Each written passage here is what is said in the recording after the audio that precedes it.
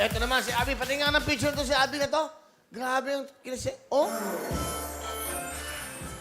Grabe oh. Abby, explain mo. Ilang pounds ka yan? Time na yan. Ano po, Will? 97 kilos po. Oh, 97 yan. Ngayon, nandito ka na. Itong kulay pula na. Ilang ka na ngayon? Yan. 52 kilos po, Will. 52 na lang. Bali, ano po? 40 45. Ang nawala, kilos, oh. Tingnan mo yung gitna. Hindi mo iisipin na ganyan ka dati, ha? Anong milagro nangyari? Anong ginawa mo para maging inspirasyon ka sa amin?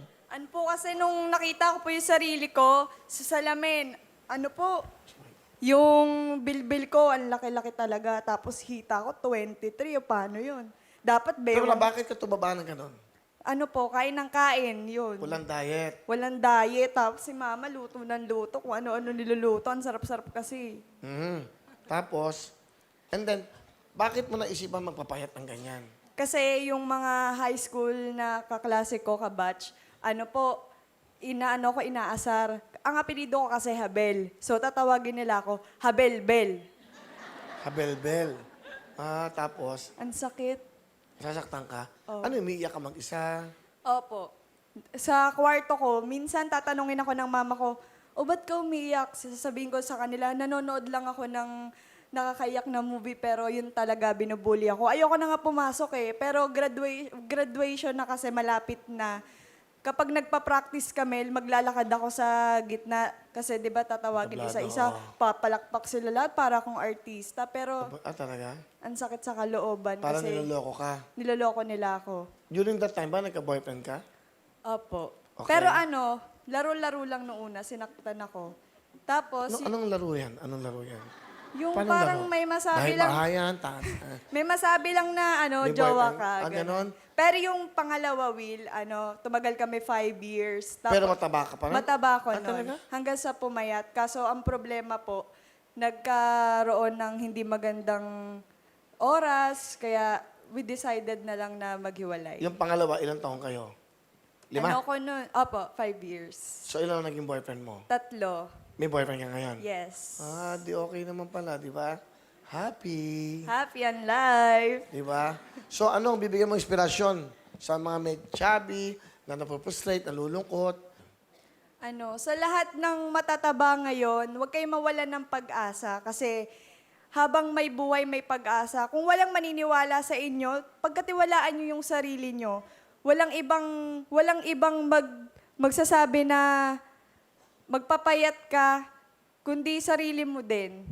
Okay, Kailangan ngayon, may tiwala. Ilang pounds na wala sa kanya? Ilan lahat? 45 kilos. Anong ginawa mo? Diet? Ano? Ano po, calorie counting. Binibilang ko po yung calories ng kinakain ko. Nagkaano ka ba? Yung treadmill? Wala po akong gym, ganun. Hindi ka nag-gym? Talagang ano po, bawas sa sugar. So, ano kinakain mo lang? Naglalaga po ako ng chicken breast. Bawal po ibang parts ng ng Kumbaga chicken. yan, pinag-aralan mo. Opo. Ikaw, tatanungin kita. Hindi, natayo ka. Ikaw ba, nai-inspire ka ba sa pinag-uusapan? Kuya Will, sexy ako dati. Payat po ako dati, ngayon lang ako tumaba. Ano nangyari? Bakit? Yung masarap kumain, May anak ka ba? meron po 4. So, kung nakikita mo sila, ikaw ba nag-iisip na magpapayat? Hindi na po, sir. Bakit? Okay na po ako, kontento na ako. Masaya ka na. Kaya po na ako. Okay ka na ganyan. Okay na po. Yung asawa mo, okay bang ganyan ka? Opo, siya nga nagpataba sa akin eh. Wow! Palapakan natin, ha? Okay, ha? Sino pa ba yung ano? Kasi nakakapagbigay inspirasyon to. Nay, ikaw. Sige na. Yung mga ganyang sitwasyon, na-inspire ka ba? Hindi na po, marami na po akong anak. Ayos na po ito. Okay na yan? Okay na po. Sige, di okay. Hindi akong kausap ng problema. Okay. Hindi kasi, sa mga nagpo-frustrate at nalulungkot na ganyan na sitwasyon, sino po yung inspirasyon sa inyong lahat? Siyempre, may mga, depende sa tao. Kamukha sila. Kontento kasi may mga apo na, may anak na. Sa mga dalaga, sigurado yan ang gusto nilang gawin. Pero sana kahit matanda na tayo, kasi minsan akala natin okay lang, sasabihin natin okay lang mataba tayo, pero yung health natin napapabayaan na natin. Dapat yan yung number 1 concern mo kasi may mga taong nagmamahal sa'yo na kailangan maging healthy ka. Yun, galing nga. That's right. Sige, sino kasama mo? Pinapakilala ko po sa buong mundo ang aking mga magulang. Mama Nene and Papa Frank. Hi, Will! Welcome Magandang po. hapon po. Magandang hapon. Ay, magandang hapon, Will. Ano gusto niyo sabihin nun sa anak nyo? Abi, salamat kasi sa lahat ng mga pagsubok na dumaan sa buhay mo, hindi mo sinukuan. Nak, mataba ka man o sexy ka ngayon, mahal na mahal pa rin namin ikaw. Di ba? Okay, thank you. Si tatay mo, Tatay Frank, ano gusto niyo sabihin sa anak nyo? Sana po, huwag siyang magbago. Dito lang kami ng mama na nagmamahal sa kanya. Sa mga magulang mo, Ma, salamat sa pagsusuporta sa akin palagi. Number 1 supporter kita since day 1. Hindi mo ako pinabayaan. Kapag may kailangan ako, lagi ka nandyan. Mahal na mahal kita. Pa, kahit tumanda ka na ng 50 years old na hindi mo kilala yung papa mo, hindi mo pinaramdam sa amin na yung pinaramdam sa'yo ng papa mo. Salamat kasi napakasipag niyong dalawa. Hindi nyo kami pinabayaan ng kapatid ko.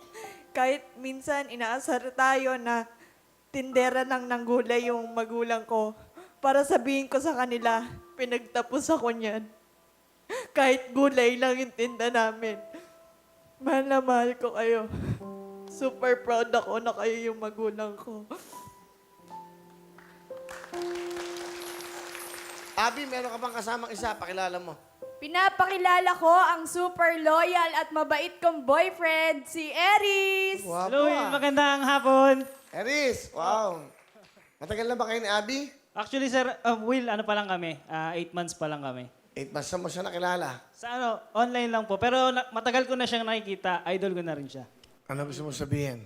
Ayun, love, maraming salamat kasi dumating ka sa buhay ko. Alam ko sa maikling pagsasama natin, naging masaya tayo. At sisikapin ko na mas maging masaya pa tayo sa mga susunod pang araw. Lagi kitang susuportahan sa lahat ng gusto mo at lagi kong patutunayan sa lahat kung gaano natin ka-deserve yung isa't isa. Thank you. I love you. Eris, love, maraming salamat sa pagsusuporta lagi sa akin. Sa pag-aantay ng halos 3 oras pagkatapos ng session ko sa barangay. Hindi ka naiinip. Lagi ka lang nandun sa labas, handang mag-antay. I love you too. Ano ba trabaho mo sa barangay? SK Kagawad po ako. Ganun ba? Opo. Sige, good luck sa'yo. Mukhang mabait tong boyfriend mo. Gwapo Opo. Nakita mo siya ng mataba siya dati? Sa ano lang po, online lang po. Tapos, ngayon, pero nung mataba ba siya, kanyari, magugustuhan mo ba siya? Opo. Sabi ko naman po sa kanya kung ano ka noon, hindi naman kita minahal na kasi sexy ka lang eh. Minahal kita kung ano ka, kung ano ka mismo. Yun yung ginusto ko sa'yo. Wow naman. Thank you, Abby, anong talent? Kakanta, Will! Pakinggan po natin ang sexing si Abby.